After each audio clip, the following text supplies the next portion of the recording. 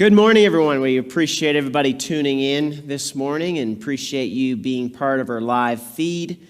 We have Christians across this country and particularly in Colorado joining us, and it is good to be together, even though we are together virtually. But thank you so much for coming and being part of our worship service. Last year at Lads to Leaders, one of the highlights of that weekend was meeting my new friend Aaron. Aaron told a very powerful story when he was delivering his speech. It was fascinating because when he first got up, he had some pair of jeans on, kind of some tennis shoes and a t-shirt, and he grabbed his speech and he held it right up above his head. So he had his piece of paper and he was holding it, and you couldn't even see his face because the whole time he was reading his speech behind his notes. But in his talk, he mentioned how his father was in jail, that he didn't have a mom, and that he was staying with his aunt and uncle.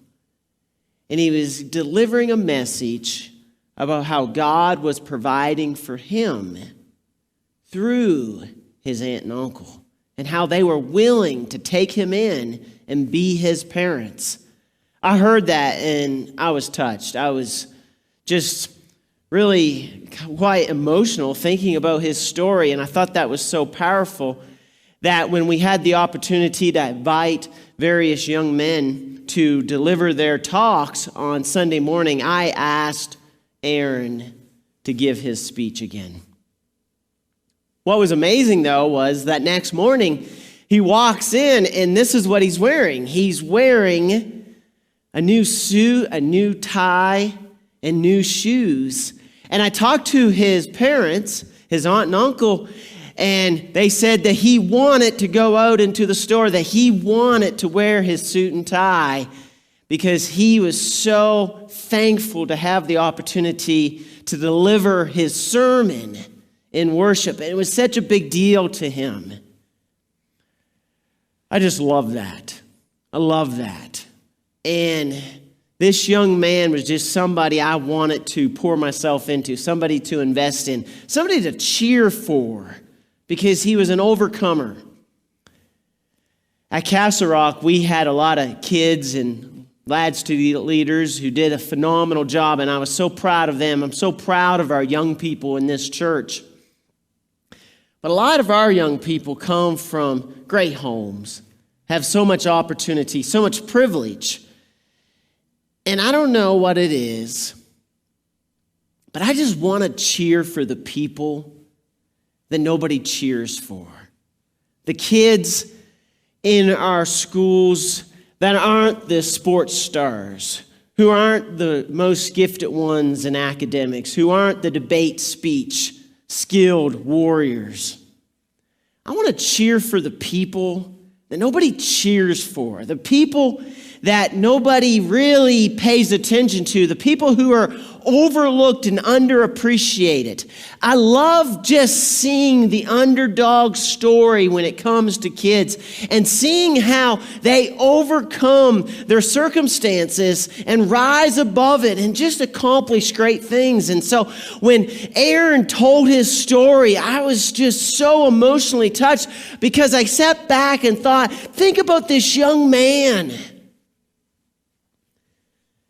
He loses a parent. One of his parents is in jail. And then the heroes of the story are his aunt and uncle and how much he appreciates them. There's a lot of talented kids who gave their speeches. But his speech was the most powerful to me because it was a story about how God cares for the overlooked. I believe you see this in this story of Luke chapter 8, verse 26 to 30, of somebody who is truly an outcast, who is overlooked in society. Look what it says. Then they sailed to the country of Gerasenes, which is the opposite of Galilee. When Jesus had stepped out on land, there met him a man from the city who had demons. For a long time he had worn no clothes, and he had not lived in a house but among the tombs. When he saw Jesus, he cried out and fell down before him and said with a loud voice, "What have you to do with me, Jesus, Son of the Most High God? I beg you, do not torment me." For he had commanded the unclean spirit to come out of the man. For many a time it had seized him. He was kept under guard and bound with chains and shackles, but he would break the bonds and be driven by the demon into the desert. Jesus then asked him, "What is your name?" And he said, "Legion," for many demons had entered him. First of all, this is a Gentile town. And so in the book of Luke, you have him foreshadowing the Gentile mission.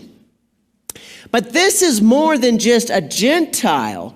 This is a Gentile town in which an individual who has a demon is not even living in a house, not living in the village, that he is spending the majority of his time among the tombs, in the graveyard. He is an outcast of outcasts. He is somebody that you would never expect Jesus to even pay attention to. He is somebody outside of normal polite society would give them the time of day. He is somebody who is overlooked in this world. But Jesus pays attention to him. If you look in the context, I think it even goes even more extreme. The man is naked. He has no clothes. He's running around naked. Think about how you would feel if you were stepping outside of this boat and all of a sudden this man comes to you completely nude and starts to want to talk to you. We would be feeling the most uncomfortable. We would be probably feeling very insecure, that we would feel that our safety is in jeopardy, and we would just want to move ourselves away from that circumstance as quickly as possible. This is a man who is an outcast. And that's why Luke tells this story of the most unlikely people for Jesus to bless. This is that man. John G. Paton, who is pictured here, is somebody in 1824, went to New Guinea, and he worked among the cannibals on that island. He ends up losing his family, his wife to sickness, but he stayed and he worked among the people. He ends up dying in 1904. But the influence of Christianity is in that place because of this man. He went to the most unlikely people that the majority of society would have avoided, to share Christ with them. We need to be like Christ and not overlook those that God cares about. God cares about all people, and Luke is making that point. Look what happens in the story. Luke chapter 8, verse 28. When he saw Jesus, he cried out and fell down before him and said with a loud voice, "What have you to do with me, Jesus, Son of the Most High God? I beg you, do not torment me." This is the most unlikely situation, that he comes and he's even shocked. He doesn't even know what to do. He can't believe that Jesus is having any contact with him, that Jesus is even remotely concerned about him, that he's willing to talk to him. It's a lot easier to go to the other side. It's a lot easier just to avoid the situation. But he doesn't do that. He actually looks at him and treats him as a person. Because when it seems to be awkward, when we see people in this world that we're just uncertain about, we wonder, why bother? Why try to help? Why concern ourselves with that situation? This man has a demon, and we just wonder, should I even invest myself? Should I even try? But Christians a lot of times will try to be the savior, or we try to go to the other side. When we look at those in need, we think that we can solve all of their problems, that we can clean them up and make them perfect. But that's not always the case. This man here is struggling. And look at what he's struggling with. He has a demon, and it is destroying his life. Look at Luke 29. For he had commanded the unclean spirit to come out of the man. For many a time it had seized him. He was kept under guard and bound with chains and shackles. But he would break the bonds and be driven by the demon into the desert. We want to be the savior, or we want to go to the sidelines. As Christians, we care about people and we want to rescue them. We want to help them. We want to solve their problems, but you can't always solve all of somebody's problems. Sometimes wounds go very deep, and people only have so much ability to really have an ideal life. Not everybody is going to turn out well. But because of that, we may also choose the either or option and just go to the sidelines. I'm not going to bother. I'm not going to concern myself with that. I'm not going to invest myself. And so we need to not have this polarity in our minds that our two choices are, I'm going to do everything. I'm going to solve this person's problems. We're going to clean this person up. They're going to get over their sins. They're going to just be this great new Christian deacon. Or we choose just not going to do anything. That's really not the options that we have as Christ followers. It is our part to lean in, to help as much as we can. But we also have to realize we can only do so much. Even Jesus creates boundaries in this relationship. Look at Luke chapter 8, verse 38 to 39. The man from whom the demons had gone begged that he might be with him. But Jesus sent him away, saying, return to your home and declare how much God has done for you. And he went away proclaiming throughout the whole city how much Jesus had done for him. So Jesus says no. He creates the boundary. He says, don't come and follow me, but instead go back to where you have come from, back to your home, and then tell people what God has done for you. This is in contrast to sometimes him saying, don't tell anybody. He tells this guy, go be an evangelist for me. Tell others of what Christ has done in your life. This is a story of transformation. This is a story of God making a difference in his world and making a difference in how he has blessed him. But people lose themselves. Look at what it says here in Luke chapter 8, verse 30. Jesus then asked him, what is your name? And he said, Legion, for many demons had entered him. I've seen lives destroyed because of demons. People will talk about Luke and the mention of demons in the first century, and they will debate about, do we have demons today? Why did they have demons back then? The classic response is that there was more demon possessions in the first century in order to prove the superiority or the divinity of Christ. And people will say, are there demon possessions today? I'm not sure, but I've seen plenty of people allow demons or the influence of sin to destroy them. You see it in drug use. You see it in addictions. People will lose their identity because of some identifying habit or sin, that they become so entangled in that addiction, they're so enmeshed with that sin, that they lose their true selves and who God created them to be.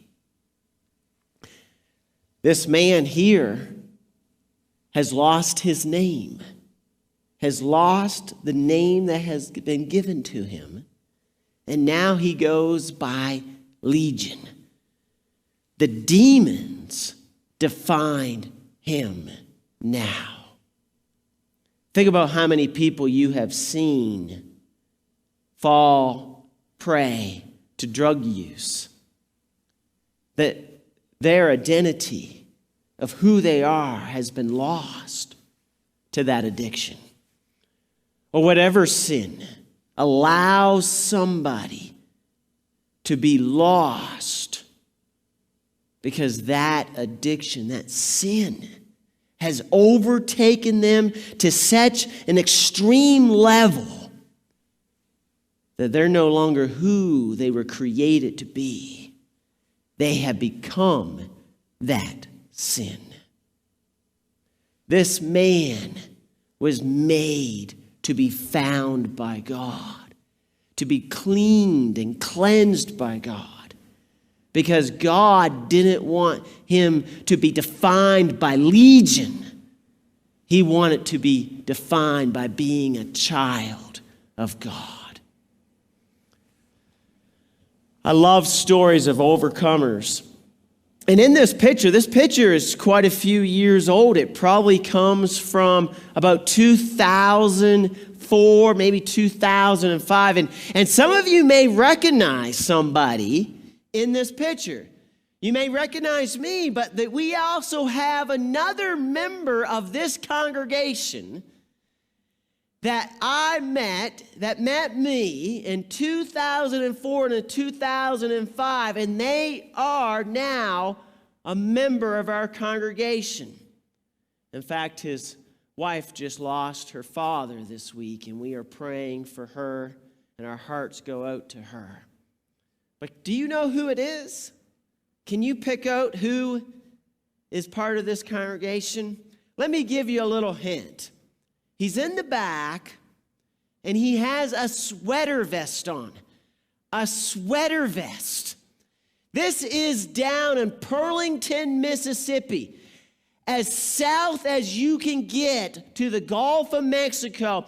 This is in the middle of the summer, and he is wearing a sweater vest.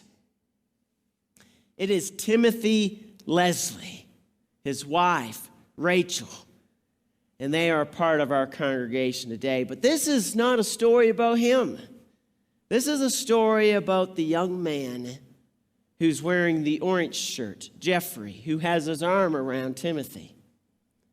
Jeffrey was a young man that I met when I was in Gallatin, and he lived with his mom and his father. And they lived in what they call subsidized housing in Gallatin. And he had a rough background. His father had some handicaps because of drug use. I think there was some abuse in the home, rampant poverty, a lot of struggles. But this young man started coming to church. And I saw that church surround him. They cared for his family. They cared for him. That they helped him to become a man. And to this day, as far as I know, he joined the military. He got married. He attends church. And I sit back and think, what would his life turned out to be if it wasn't for a church that adopted him, if it wasn't for that fine congregation that cared about his soul, his personhood, he would have been the kid that school overlooked. He would have been the one that wasn't the sports star. But in that church, he was Jeffrey. And I sit back and I love stories about kids like Aaron, kids like Jeffrey, that the churches in our community made a difference for, that the churches in our towns cared about, because you sit back and that's what the church is about, giving kids who have to overcome so many odds and so many difficulties a church family. I love stories of us being the church and blessing those who are overlooked in this world.